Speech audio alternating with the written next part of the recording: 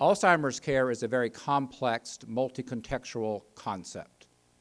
It's got all kinds of things that are involved with addressing Alzheimer's care. You've got the individual, you've got the family, you've got the society has an aspect to it, you've got expectations, you've got all kinds of things going around.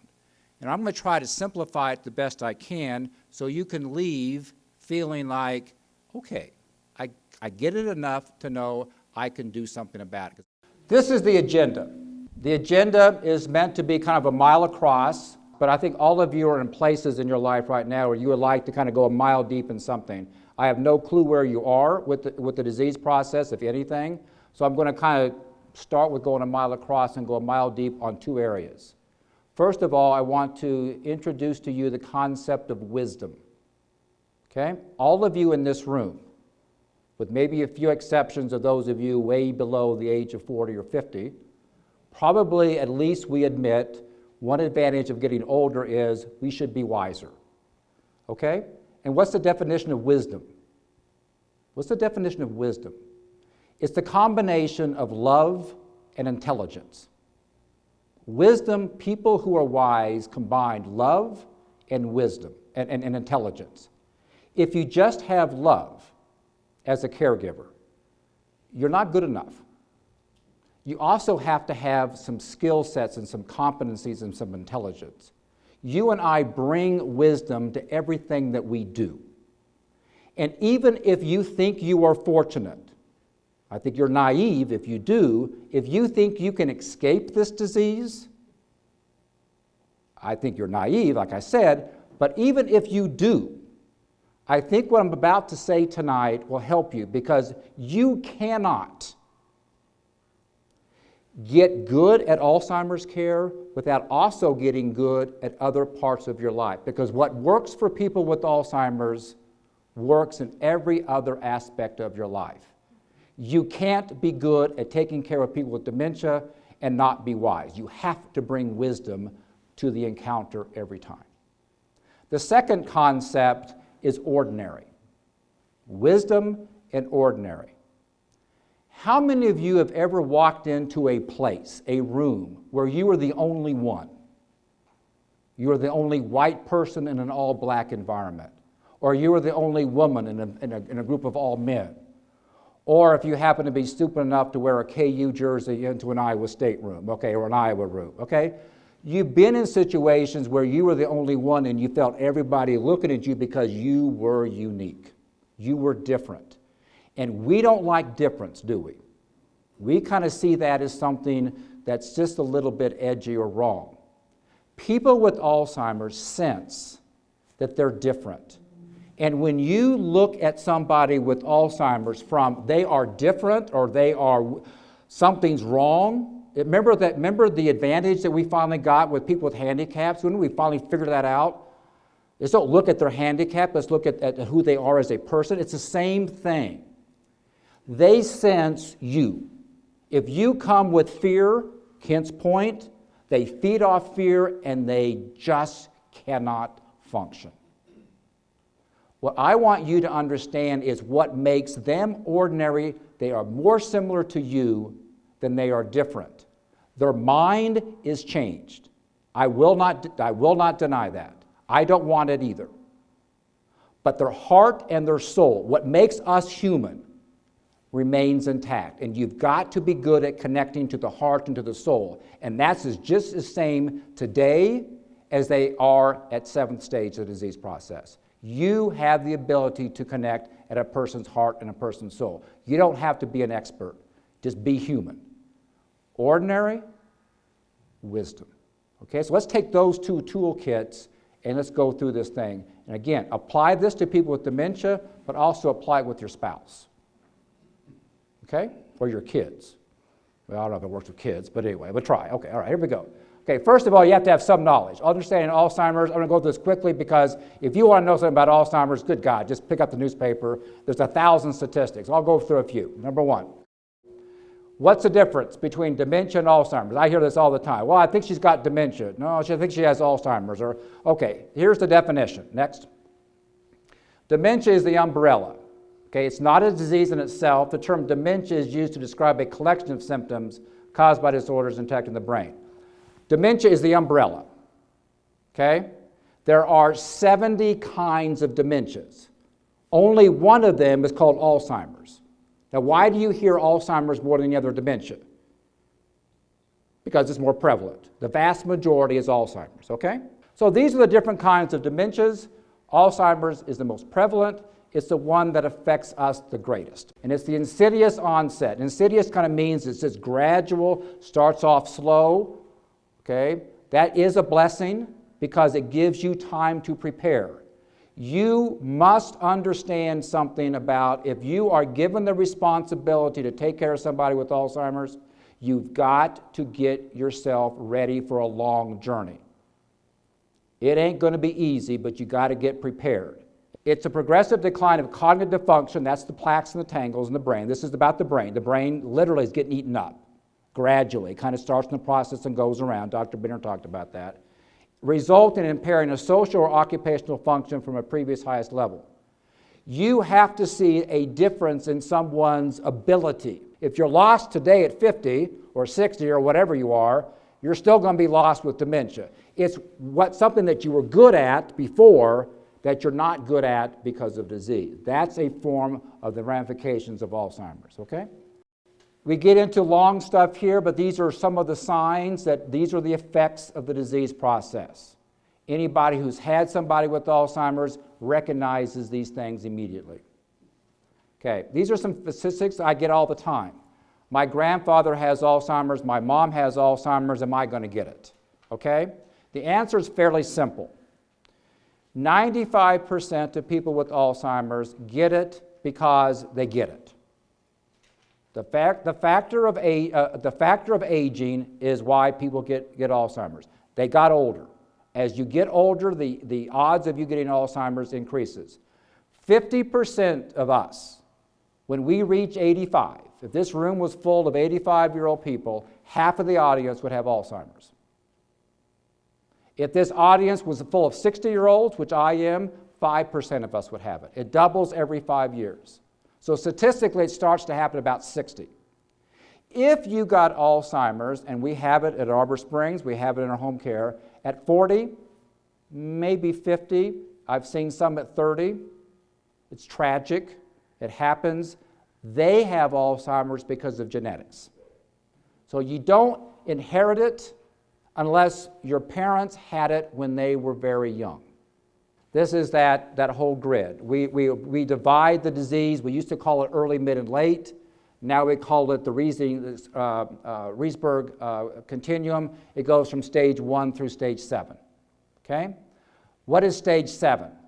It is infancy in reverse. You are bedridden.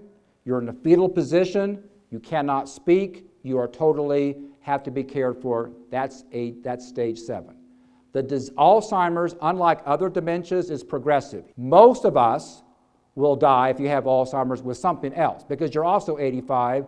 Hate to say this to you, but 85, you also have other diseases too. Okay? And most people die of other diseases. But if you had nothing else, you will die because of the disease, because the brain eventually stops telling the body to breathe. So stage 7 is there. What's stage 1? That's hopefully you and me. Basically, from 1 to 7 is a continual losing of all aspects of how you function, from the brain to the body to just ability to take care of stuff. Stage 1, stage 7, the question has to be, if you're a caregiver or you're beginning to try to want to understand more about the disease, I get that it's progression. I go from nothing, everything is fine, to I don't want to be there. It does not go in the same line.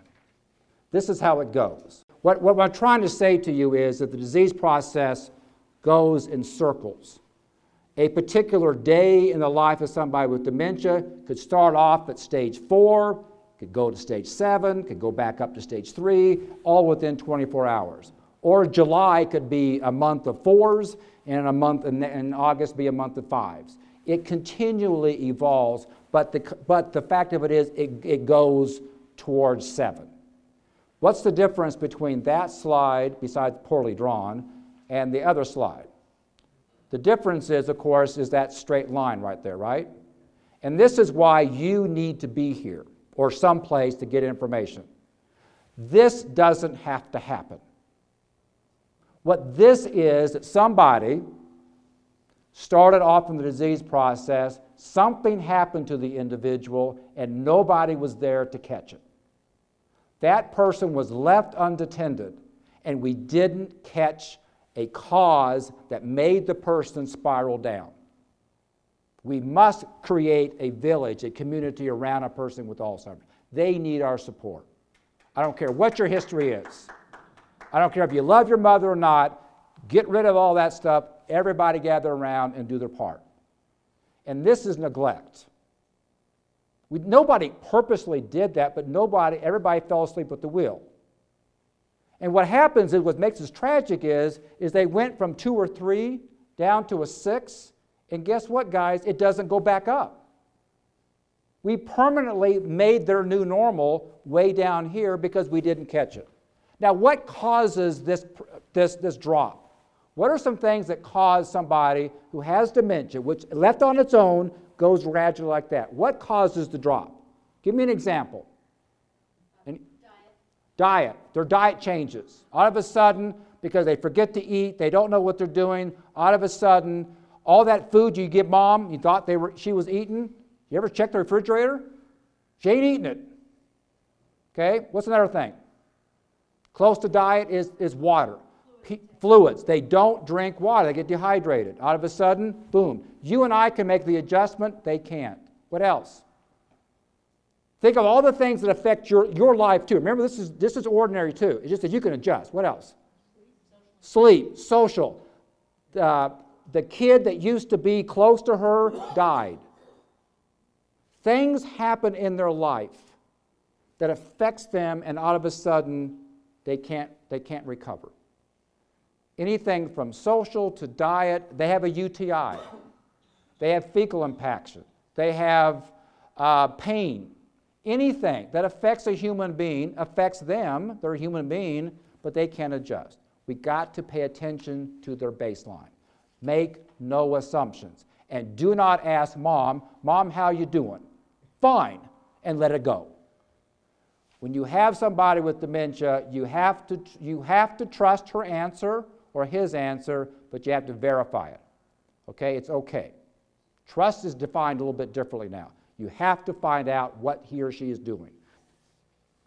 Cognitive. So I'm going to take one of the 5 domains. There's cognitive. It affects your function. It checks your body. It checks your behavior. And affects your relationships. Have you ever taken your mom with mid-stage dementia to a restaurant? How enjoyable is that? Not much. And yet, remember what I said at the very beginning? Okay, wisdom and ordinary.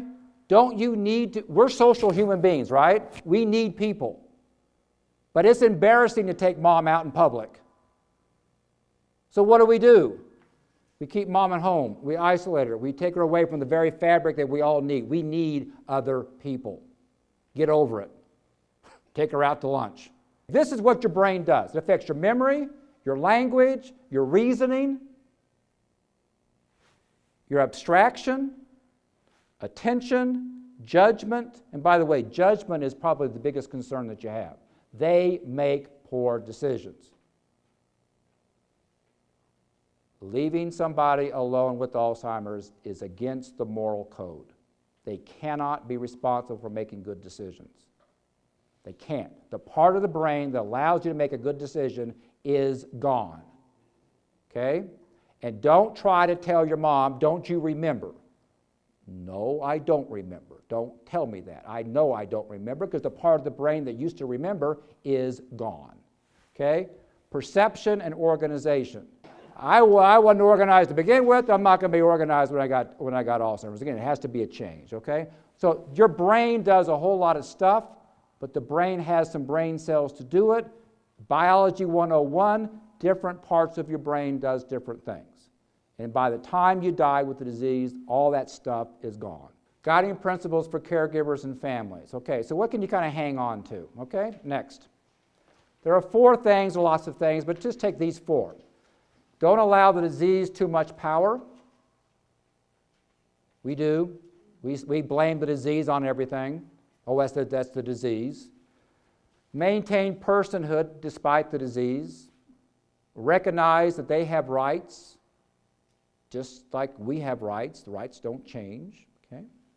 And recognize the unique needs of the individual. Okay? So let's go explore each of those four real quick. Number one, the guiding principle of don't allow the disease too much power. All of their principles, tools, and tips support this one. It starts with that very fundamental mindset. If I keep feeding the monster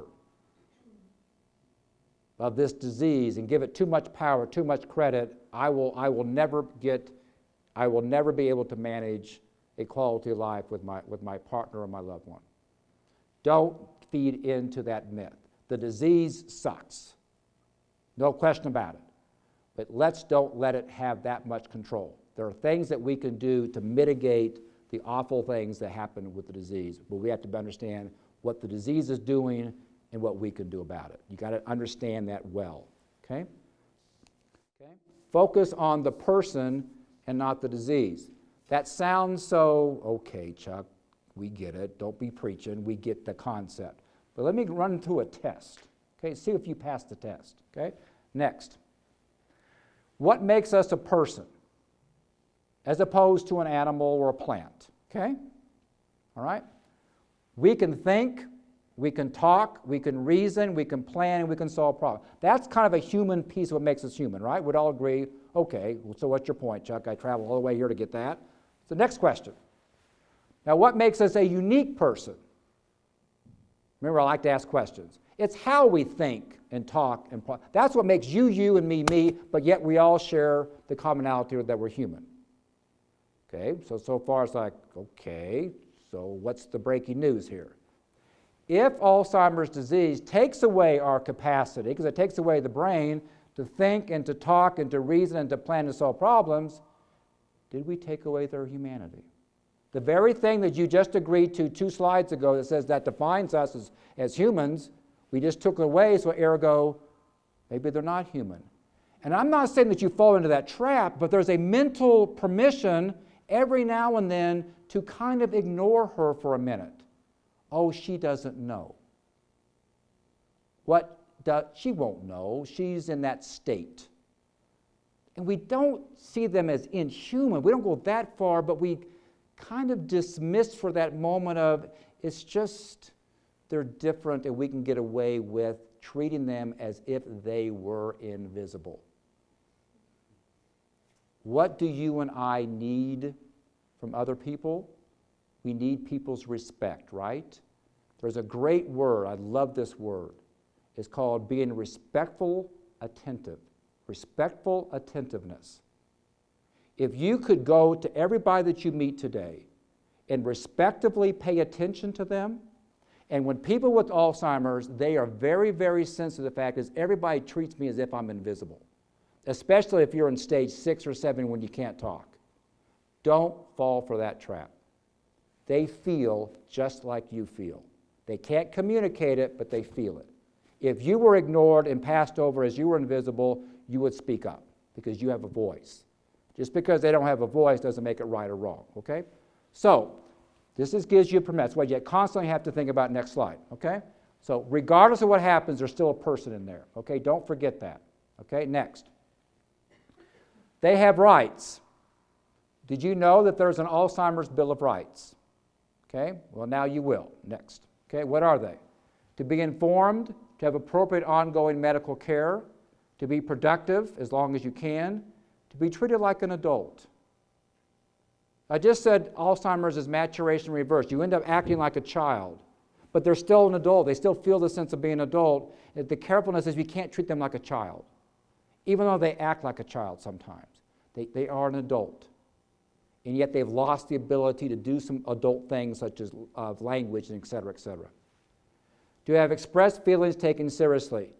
Guys, what I said to you a long time ago, I said what works for people with Alzheimer's works for you here. How much of communication is nonverbal communication? Now, you're a student here. You should know this answer. What do they teach you in school? It's like 90%. Okay? My greatest gift, that I thought I had was the gift of words. I can talk to anybody. All this high fancy, got a master's degree, blah, blah, blah, blah, blah, blah, so I can talk words, okay? Guess what? How does that play with somebody with Alzheimer's? They don't understand a word I'm saying. How are they judging me? By the content of my heart. Learn how to speak in nonverbal communication. Learn how to speak from your heart, because the words are jumbled. They don't have words, but they have a heart. Learn how to speak nonverbally, and that will also help you with your everyday life. What works for Alzheimer's works for everybody else. Arbor Springs. We set up Arbor Springs, an all dementia facility. Okay? And we did this thing on a concept, the concept I'm sharing with you. We didn't know if it was going to work. No one's ever tried it, so we tried it. And it was working. And some lady came in, did a tour, and she asked me, what's your admission criteria at Arbor Springs? Remember, we just serve people with Alzheimer's. I said, it's this and that, but why are you asking? It sounded like there was something behind the question. And she says, there's nobody with behavior problems here. How did you screen out behavior problems with people with dementia? And I said, we don't. Okay, now, granted, if she would have stayed longer, she would have seen the behavior. Believe me, what I'm saying doesn't eliminate behaviors, it just mitigates it. It just lessens it, it makes it more manageable. But the reason why we had less than the places that she had seen before is we knew inherently what a person with Alzheimer's needs. And they don't need a gun. If we give them a gun, if we give them the shot, it meant that we failed at other things that we should have tried first. Try other things first. And I'm going to show you what those things are. They have to live in a safe, structured, and predictable environment. They need to have a rhythm of the day. Okay, whatever that rhythm was that your mom had or your spouse had, it was this, this, and that, you got to find out what's comfortable for them. They don't have a concept of time, but they have a concept of rhythm. They kind of need to know what follows. Don't keep changing the rules. To enjoy meaningful activities is something that you and I do. We have the right to go do it. They have the right to do it too. What I find is interesting is the next one. Would you have put that there? This is not a best practice, this is not a wish for, this is a right. Human beings, I said, are wired to be social, but we're also wired, and this is something I think we've lost in our young generation, and maybe even lost in mine, is to be outside. We can spend almost all of our time inside this sealed environment, and we were wired to be outside. People with dementia need to be outside. We do this risk assessment. Do you know what elopement means?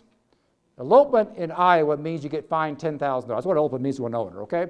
If somebody leaves a facility and we didn't know and they kind of wander off, that's called elopement. They left without permission and then nobody knew it. That's not good. If we take somebody outside, we've increased the risk of them scaling over the fence. We take care of that problem, just keep them inside. But you take away that biorhythm, and you've diminished their soul. You've diminished their body. They need that. So take them outside even though it's risk. You are going to have to sacrifice quality of life for a little bit of safety. You're constantly going to have to navigate what's safe and what's quality of life. If it was that simple, this would not be a complex issue. You're constantly navigating between the two. No different, bingo, than raising a 2-year-old. Same question. If we protected our 2-year-old without ever giving them risk, they would not live well. Okay, so how do you manage that? Okay, all right, next. Okay, the unique needs of, and I like this expression a lot. When you find yourself at that wit's end, she keeps doing something and doing something and doing something, and you're ready to just, okay, take a step back and quit trying to do the same thing over and over. You're trying to force something. You can't do it. It doesn't work for your spouse, doesn't work for your kids, it's not going to work for somebody with dementia. You reset, refigure a different angle, and try a different angle. But I'm going to tell you that's probably some of the best advice you can take home with is just quit trying to force the same thing. What's the definition of insanity? And expect different results, right? Square peg, round hole, same concept, okay? All right. Everybody's unique. Your mother or your father or your spouse will be different. Remember what's going on in the brain. Remember the short-term memory goes. What stays? long term. Their brain, that they're functioning, their eye, their place of being is 30, 40, 50 years ago. That's where they're living. And you got to get back into that world. And so when they say, I need to go see my dad, and dad's been dead 50 years, don't say he's been dead for 50 years. No. That's where they are, go with it. Go with the flow. Find where they at, stay with them. Stay where they are. Get them back into that comfort zone. Their world's different than your world. Get out of yours. Get into hers. Okay? So, what are the rules? This is what you put on your refrigerator door. These are the 8 rules or 9 rules, wherever they are. Okay? Never argue. Remember all those great lectures as a parent when you yelled at your kid?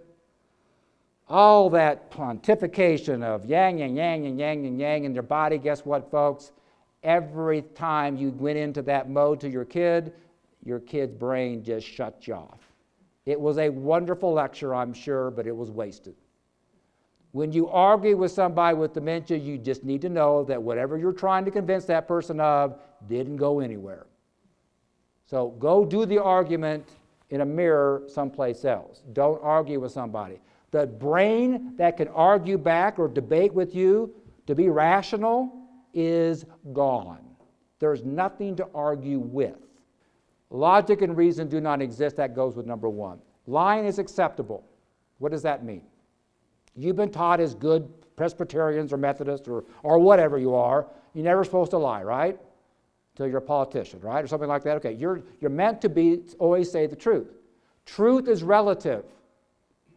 If they say their dad died or they want to go see their dad, that's where they are. Go with it.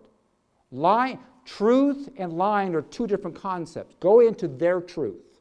All right, you are not who you think you are who they think you are. One of the biggest tragedies of this, it's a death of lots and lots of deaths, a series of losses. And one of the hardest things for you as a caregiver is when your mother doesn't recognize who you are. Be prepared. But they know you. They just don't know the association, your daughter or your son or your spouse. They still know who you are. We did an experiment, true story, where we brought the same person into the room. The lady didn't recognize him, took him outside the room and had him just speak. And she recognized his voice as her son.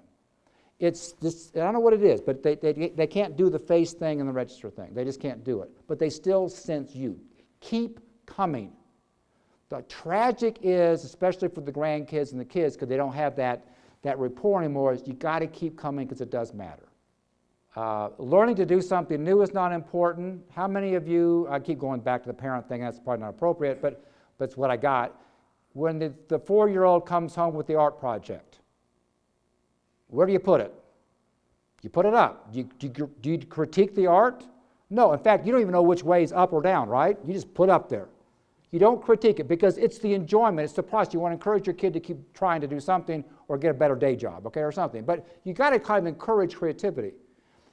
When you do something with somebody with dementia, enjoy the ride. Enjoy just the act of doing it. Don't worry about the product, okay? Because that's what's important. But they must feel at all times that you've accepted them as they are, No different than you and your relationships now. You must accept your peer as they are, not as you want them to be. If you want your mother to stay at home, change the physical environment. You cannot leave it the same. Again, walk where they walk. Most of us are pattern individuals. Our footprint is pathetically the same. We kind of go the same place, do the same thing, and God bless anybody that messes up our morning routine. Oh my God, there's hell to pay for that, okay? Well, they have routine all day long, okay? Fix their physical environment. So if I fix the medical and I fix the physical environment, I'm halfway there. 2 more to go. Stay with me. Social. We're more than just creatures. We are social creatures. We need to have something that's meaningful in our lives. What's meaningful to you is different than what's meaningful to her. Just, if she was a concert pianist and now she can't play A flat from a B flat or wherever one does, it's okay. Let her play the piano. Let her do what she wants to do. but she needs to be plugged in and engaged, okay? So, do you know this about your mother? If you were to go to a nursing home, and God forbid if you do, but when you do not let the admission person tell you what we're going to do for you. You reverse that quickly, and you tell us immediately who are we receiving and what you need from us. But if you don't tell us these answers, don't let us figure it out, because we got 55 other people to figure out. You only got one. Bring this information to the caregiver. Okay? Does that make sense? You have a responsibility to be that person's advocate, and this is the knowledge that you have to bring. How often do you revisit this? The disease goes in a progress, so what worked in 6 months ago doesn't work today. Revisit it about every 90 days. Okay? Next, and final is this. This is where the magic comes in. If I got the right physical, the medical, and the social, now the caregiver comes with the act of love. Remember I said wisdom, love, and intelligence? The first three was intelligence. The last one comes in with love. If you provide love, that one-on-one connection that only certain people can do, and you only allow certain people to do it with you, they can do this if everything else is done. If you're scared out of your wits because you have Alzheimer's, and they're scared, they are scared, and you reassure them that you're with them and they're all okay, and you're with them, and you're with them, and you're comforting them, they can relax, and then they can allow you to enter into their lives. But if they're scared, they're going to block you off. It all works in sequence. You can't get good at one without getting it all. No different than your life in general. You can't be good at just one thing, you have to be good at all things. Why do we call it holistic medicine? It's holistic, guys. It's not a brochure. It's not a marketing gambit. It's real. Okay, next. Communication tips. This is kind of one of those things. Do no harm. Learn how to communicate. Don't argue. Just basically do common sense stuff. Respectful attentiveness. These are some tips here. Go to the Alzheimer's website. There's 8,000 lists about how to talk. Just don't get them to live in your world. Let them live in their world, and then communicate. But learn how to listen to the emotional content of their saying. They don't have the words anymore to say it, but they have the emotion behind it. Learn how to read emotion. Okay? Next is, these are some things about communication. We'll go through this quickly. Go next. Okay? Use positive language. Never leave anything with negative. The last thing you say is what they're going to remember. Okay? A lot of times you got to get everything down to kind of 2 choices. Don't give them too many choices. All kinds of things. This is a list you guys can get. But make sure when you get in this thing, get the books and stuff about communication. It's fairly straightforward and easy to understand. Okay, next. They're going to be agitated. They're going to be stressed. They're going to be anxious. That's be prepared. And these are kind of the guidelines to say, join the person, time, and place. This is First Aid 101 parenting. Be with your kid. Be there. Show them you can be there, and then go from there. Help them understand that you understand how they feel. Never reason or argue with them. Reassure them that you're with them, and then redirect them. You're constantly redirecting people with Alzheimer's to a safer place, either physically or emotionally. I want to end with something that I think is important. This has to do with mindset. The light bulb. They have the ability to be lit, but they have to be plugged in. And people with Alzheimer's constantly have to be plugged in. And that's what makes our care difficult, because it's constant. They constantly have to be plugged in. I gave you some tips in the slides about how to plug them in. It's not rocket science. It's not huge things. It's just literally acts of kindness, acts of mercy, acts of connection. But remember, you can't leave them alone. And you guys got to have patience. You got to keep plugging them in. But I'm going to end with the last slide here. I'm going to go back to the moments of joy. Because if you don't believe this, everything I said doesn't count. You're not going to get good at this if you're an expert in communication, an expert in knowledge, an expert in behavior management. You're going to become an expert if you've got this. If you believe this, that this is possible, even for somebody with Alzheimer's, if your main goal as a caregiver is simply this, to generate a moment of joy with him, with her, and with yourself, the rest of it will flow. You've been given a gift as a human being. I believe this sincerely, that we've all been gifted with the ability to love, to give joy to somebody that we care about. Go to that place when you enter in to knock on that door and says, my job today is to generate a moment of joy, and the rest of the stuff will come to you. But you have to come with that mindset and that belief, or the rest of the stuff won't come to you, because you're constantly on the fly. You're constantly making up new rules as you deal with people with dementia, because they don't follow the rules. They don't have no rules. But if you anchor onto this, why am I here? To generate a moment of joy, you'll be successful.